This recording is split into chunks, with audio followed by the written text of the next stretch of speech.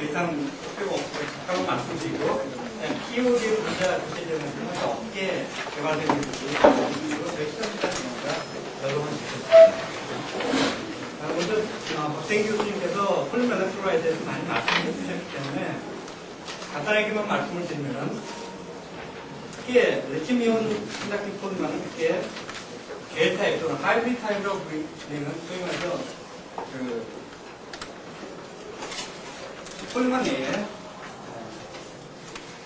카보나이트 솔벤트가 함유되어 있는 오늘 제가 말씀드릴 폴리에틸렌 옥사이드 계통의 소위 말하는 솔리드 폴리머 엘렉트로라이트 두 가지로 크게 나눌 수 있는데요. 먼저 A 타입 또는 하이브리드 타입 폴리머 엘렉트로라이트의 장점하고 단점에 대해서 살펴보면 기본적으로 장점이라는 것은 폴리머 엘렉트로라이트 자체가 카보나이트 솔벤트 그대로 폴리머 쪽에 함유하고 있기 때문에 컨덕션 메커니즘이라든지 여러 가지 것들이 기존의 리튬 아이온 배터리와 거의 동일하다는 겁니다. 그렇기 때문에 컨덕티비티가 굉장히 높고, 그 다음에 케미스트리나 그 케미스트리 자체가 리튬 아이온 배터리에서 사용하는 그런 것을 그대로 갖다 쓰기 때문에 애노드나 캐소드 모티를 아무런 모디파이가 없다고 조금만 모디파이하면 쉽게 만들 수가 있습니다. 근데 반대로 단점이라는 것은 노아타이나 솔벤트가 굉장히 많이 포함되어 있고, 그렇기 때문에 미케니컬 프로퍼티가 굉장히 떨어지고, 그 다음에 특별히 케미컬 스테빌리티, 일렉트로 케미컬 스테빌리티가 인텐시티 POD보다는 다소 떨어진다는 그런 단점이 있습니다.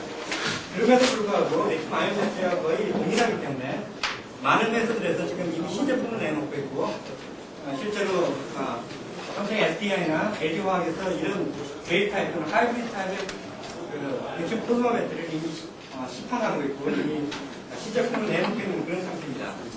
그런데 오늘 제가 말씀드릴 내용은 이와 반대로 인트린식한 솔리드 폴리머 엘렉트로에 대해서 말씀드리려고 합니다.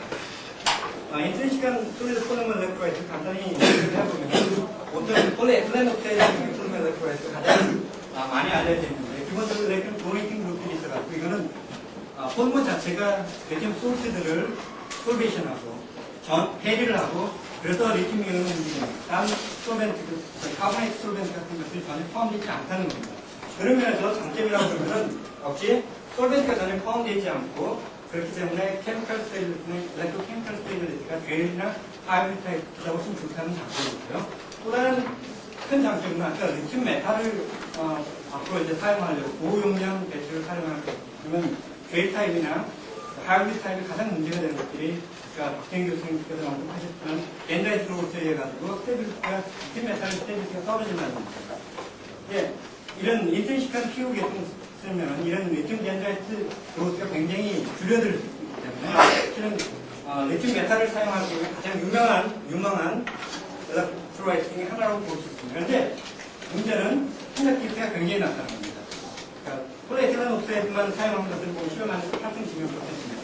모디파이어도 심한 5등 지명 프로세스인데 굉장히 낮은 거기 때문에 어떻게 하면 컨덕티비티를 높일 수 있느냐가 가장 이런 인트린식한 폴리머 엘렉트로라이트의 키포인트라고 얘기를 할 수 있겠습니다. 그래서 다시 폴리에틸렌 옥사이드를 다시 보면 폴리에틸렌 옥사이드의 폴리머는 굉장히 크리스탈린한 폴리머이기 때문에 이런 인트린식한 폴리머 엘렉트로라이트의 이오닉 메커니즘은 플렉시블한 폴리머 체인들이 소위 말하는 세그멘트한 모션으로 폴리머에 이렇게 움직여주는 일렉트리컬 필드 안에서 움직여주는 그런 것들인데 크리스탈린한 경우에는 이런 것들이 굉장히 제약이 되기 때문에 몰레큘러 웨이트가 굉장히 높은 폴리에틸렌 사용하기 상당히 어렵고 반면에 몰레큘러 웨이트가 굉장히 낮은 것들은 TD가 굉장히 낮출 수가 있지만은 미케니컬 프로퍼티가 전혀 없는 리퀴드 폴리머이기 때문에 문제가 된다는 겁니다. 그래서 사람들이 지난 한 20년 동안 여러 가지 일들을 해왔습니다. 크리스탈린을 낮추기 위해서 가장 쉬운 방법들은 아모크산 예를 들면 PMMA 같은 것들을 써서 블렌딩을 하거나 아니면 잘 알려진 페스타이드를 넣거나 또는 메인 백본에다가 드래프팅을 시켜가지고 로물러큐로 PEG를 드래프팅 시켜가지고 미케니컬 프로퍼티를 대충 유지하면서 캔의 세그멘트 모션을 높여보자. 또는 이런 것들이 드래프팅을 많이 시키면 컨덕티비티는 증가하지만 결국 물성을 자꾸 저하시키는 그런 거기 때문에 프로세싱을 해가지고 그런 것을 좀 보완해보자 하는 그런 일들이 지난 20년 동안 진행됐습니다. 여기에 간단히 너무 그림이 작아서 잘 안 보이실 것 같습니다. 또 에틀렌 옥사이드나 메틀렌이나 이런 것들이 대충 한 10의 마이너스 8성 지면 퍼센티미터 정도로 낮은 그래서 사이드 트레이를 당하는 것보다 10의 마이너스 5성.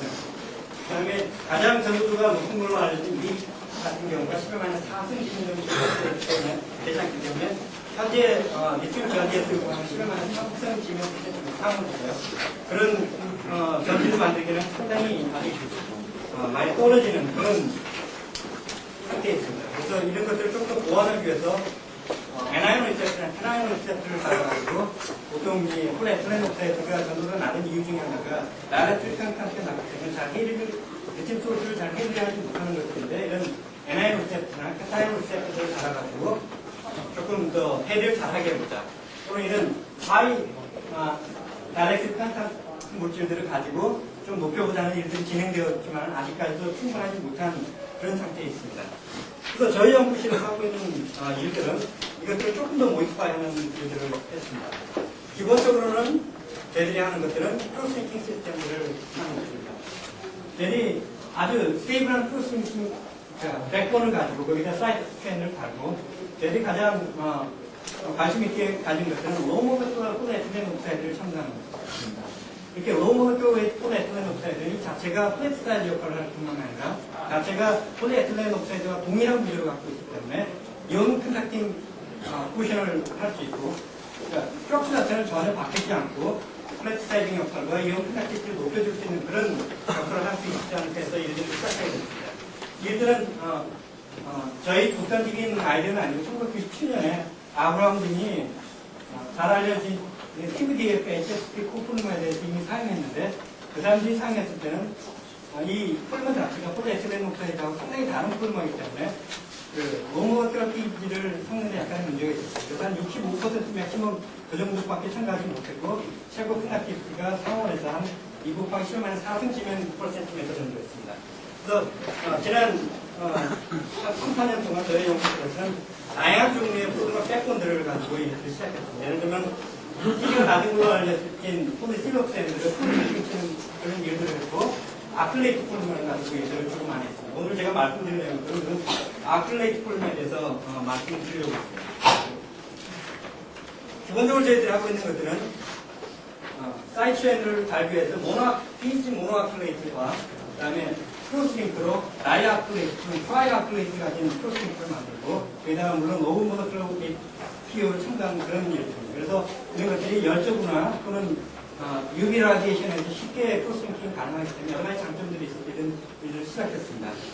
저희들이 처음에 했던 일들은 주로 이런 PEG 다이아클레이트나 아니면 아이소사이노이드 다이아클레이트 등을 사용한 것들이 이미 저희들이 보고를 했었는데 그런 것들이 컨덕티비티는 상당히 증가를 했습니다. 저희들이 PEDM을 거의 한 70% 정도까지 첨가해가지고 상온에서 한 0.8 밀리즘에 그러니까 10-3층이 거의 가까운 정도의 전도를 얻을 수는 있었는데 문제점은 이 자체가 미케니컬 프로퍼티가 굉장히 낮다는 겁니다. 그러니까 PEDM이 하면 높이면 높일수록 미케니컬 프로퍼티가 굉장히 낮아져가지고 우리가 쓸 때 상당히 문제가 많다는 겁니다. 그래서 저희들이 최근에 하는 일들은 이런 것들을 미케니컬 프로퍼티를 좀 더 증가시키기 위해서 미스터A PEG 다이아클레이트 아니면 패널 결합이 3개 붙은 트라이아클레이트를 만들어서 미케니컬 프로퍼티를 증가시키면서 그대로 컨덕티비티는 것을 유지해보고자 하는 그런 일들을 하고 있습니다. 먼저 저희들이 확장에 대해서 잠깐 말씀드리면 기본적으로 간단합니다. 그래서 N이 낮은 거일 경우는 이런 물질을 합니다. 그러니까 플로라 에터치에탄올들을 쉽게 베이스 존재해서 서브스티션 리액션을 하고 그 다음에 아클레이트를 붙여서 만들 수 있고 이것들이 점점 길어지면 이런 것들이 구하기 쉽지 않기 때문에 에틸렌 옥사이드를 직접 중합해가지고 이런 패널 그룹 끝에 OH가 붙은 것을 만들고 거기다가 아클레이트를 달아가지고 쉽게 이런 크로스링킹 에이전트를 만들 수 있었습니다. 그래서 합선은 비교적 쉽게 이렇게 할 수 있었고요. 이런 일을 가지고 저희들은 전도를 재고 스타일을 가지고 일을 했습니다. 그래서 제가 여기 전도를 재는 방법들은 많이 알려져 있는데 그 방법보다 조금 더 쉬운 방법을 제가 저희들이 쓰는 방법들을 알려드리기 위해서 스타일을 갖고 왔는데요. 보통 전도들을 재는 방법들은 샌드위치 타입으로 일렉트로드를 양쪽에 놓고 이렇게 샌드위치 타입으로 하는데 폴리머를 하기는 필름 필름을 떼어내야 되고 여러 가지 어려운 점이 있었는데 저희들이 하는 건 이렇게 일렉트로 패널을 만들고 이렇게 코딩하는 방법을 썼습니다. 이런 것들은 트랜스미션 어프로키메이션에서 쉽게 이렇게 수학적으로 풀어지고 쉽게 우리가 온도를 올리거나 아니면 전도를 쉽게 재울 수 있기 때문에 이런 방법들을 주로 썼습니다. 이런 방법들의 자세한 것들은 대략 문의하시면 제가 나중에 다시 말씀드리겠습니다. 시간이 없어서 빨리 넘어가요. 결론적으로 저희들이 하는 이건 이 한 장의 그래프에다 거의 다 볼 수 있다고 생각하시면 됩니다. 기본적으로 저희들이 프론트 게스트로 한 것들이 저희들이 PG 다이아클레이트를 쓴 것보다 아시아노메틱 다이아클레이트를 쓴 경우입니다.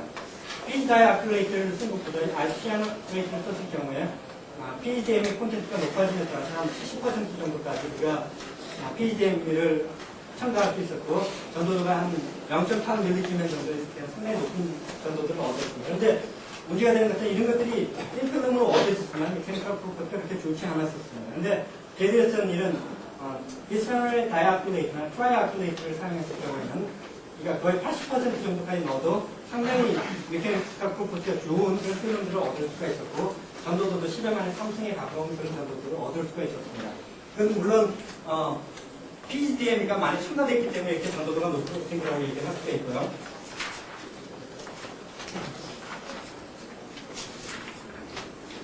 저희들이 비스페놀 A에 대해서 우리가 NG를 조금씩 바꿔가면서 실험을 해봤습니다. 실험이 한 예인데요. 예를 들면 N이 15개의 경우에는 PGDM하고 미스빌트가 상당히 좋기 때문에 0%에서 80%까지 다 넣을 수 있고 반면에 N이 2나 5일 경우에는 맥심 솔트가 잘 높지는 않았습니다. 그래서 여기 지금 N이 5일 경우에 대한 10% 정도가 들어가면 굉장히 컨덕티비티가 떨어집니다. 이건 아마 맥심 솔트가 완전히 해결되지 않았기 때문에 그런 것 같고요. 30% 이상이 들어갔을 때는 쉽게 믹싱이 잘 되고 제대로 된 컨덕티비티가 얻을 수 있고 컨덕티비티 N이 증가하면서 약간씩 증가하는 그런 트렌드를 볼 수가 있고 벌써 말씀드렸지만 메카니컬 프로퍼티는 역시 마찬가지로 그러니까 N이 길어지면 따라서 감소하는 그런 특징들을 보이고 있습니다.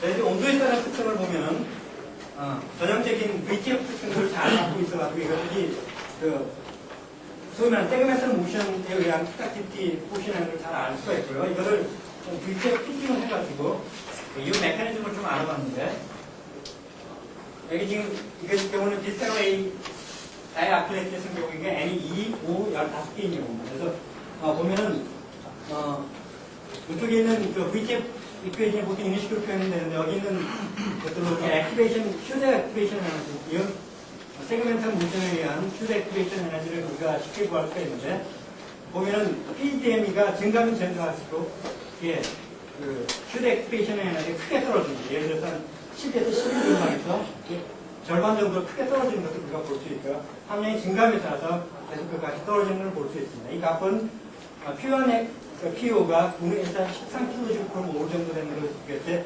아무것도 추천하지 않는 것과 비슷한 값을 보이고 그래서 증가함에 따라서 액티베이션 에너지가 굉장히 감소하는 그런 특징을 보이는데 아마 이것들이 새로운 일렉트론이 움직이는 패스를 만든 게 아니겠죠. 노멀버틀 웨이트 피지가 들어가서 노멀버틀 웨이트 피지를 통해서 이온이 움직이는 새로운 패스가 있는 정도에서 만들어준 게 아닐까 그렇게 생각하고 있습니다. 이걸 텐격 프로퍼티를 저희들이 조금 더 보면 저희들이 어떻게 우리가 PG 다이아클레이트나 아니면 아시아노메이트 트라이아클레이트를 썼을 경우는 저희들이 필름을 만들지만 실제로 텐자일 스트렝스를 제기해서 우리가 엔트롱에 물리면은 그 자체의 힘 때문에 쉽게 부러져가지고 우리가 잴 수 없을 정도였는데 이런 다이아클레이트나 비스페놀의 다이아클레이트, 트라이아클레이트 쓰실 경우에 텐자일 스트렝스의 PGN이 함량에 따라서 대충 한 0.6에서 5 메가파스칼 정도의 상당히 높은 텐자일 스트렝스를 갖고 있었습니다. 이거는 보통 전지를 프로세스하는 사람들부터 1메가파스칼 이상 정도면 프로세싱이 가능하다고 얘기를 하는데 그 정도 진행하면 좋은 텐자일 프로세스가 있고 트랜스미터를 보기 위해서 저희들이 0.3mm 3mm 되는 라디에다가 이렇게 90도나 180도 굽었을 때 전에 크랙이 가지 않고 여기 설명표로 하는 건 어떤 경우에 크랙이 가는 경우를 얘기하는데 저는 크랙이 가지 않는 좋은 그런 메카니컬 프로퍼티를 가지는 것을 알 수가 있었고 실제로 정기학적인 안전성을 봤고, 니켈 엘렉트로드에서 전 영역에 대해서 포텐셜 스캔을 한 것들인데, 여기에 느낌의 리버스블 산화하는들이 잘 보이고 있고, 한 4.5V 이상까지도 데그라데이션 피크가 나타나지 않는 그런 모습들을 보이고 있습니다. 여기 다른 소리에서 하는 거고, 그러니까 많이 쓰는 그 아루미늄 엘렉트로드에 대해서는 6V까지 어떤 특별한 피크가 보이지 않는 그런 좋은 그 일렉트로케미컬 스테빌리티를 가지고 있고요. 인터페이셜 스테빌리티에 대해서는 여러 가지 아직도 얘들이 개선할 필요가 많이 있는데, 얘들이 약 한 20일 정도까지 스토리지를 했을 때 인터페이셜 레지스턴스가 처음에 한 10일 정도의 충분히 증가하는 그것은 아직 일정한 것들을 보여주고 있습니다. 이런 것들은 아마 외지대화라는 것들은 아니면 현재 알려진 것으로 로머버설 PGM이라고 이렇게 방해서 캐시페이션 레이어가 생긴다는 보고도 있는데 아마 그런 영향이 있지 않나 생각하고 한 10일 정도 지난 다음에 약 1.5kΩ 센티미터 스퀘어 정도. 이것들은 기존에 우리가 나약, 그러니까 아이스케어의 트라이아크도 한 3kΩ 정도 됐었는데 그거보다는 훨씬 낮은 인피케이션 레지스턴스가 있습니다. 실제로 이걸 가지고 저희들이 배터리를 만들어 본 건 아니고 합체 세트를 한 겁니다. 우리가 레팅 코발트 옥사이드 컴포트 글라스를 만든 다음에 반대쪽으로 레팅 메탈을 충분히 많이 만들고 합체 세트를 하고 여러 가지 시레이트에 따라서 화분에서 자꾸 시키는 그런 실제 온도는 30도씨고요. 저희들이 보통 이제 30도씨를 상온으로 자꾸 시험하고 저희들이 디스차지 레이트를 20분의 1시에서부터 0.5시까지 계속 변화시키면서 했는데 초기에 거의 한 90% 정도까지 템페스트를 유지하는 상당히 좋은 그런 초기 특성을 보여주고 있습니다.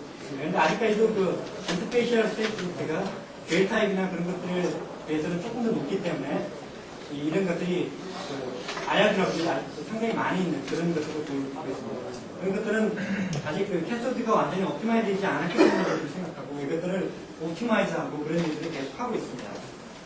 실제로 사이클 테스트를 약 한 10회 정도 초기 여러 사이클 정도 했을 때 크게 줄어들지 않고 콜로믹 에피션시가 95% 이상, 파워 에피션시가 약 한 90% 이상 아주 좋은 특성들을 보이고 있습니다. 이건 아직 파이널한 것들은 아니고 저희들이 계속 이 일들을 진행하고 있는 그런 상태에 있습니다.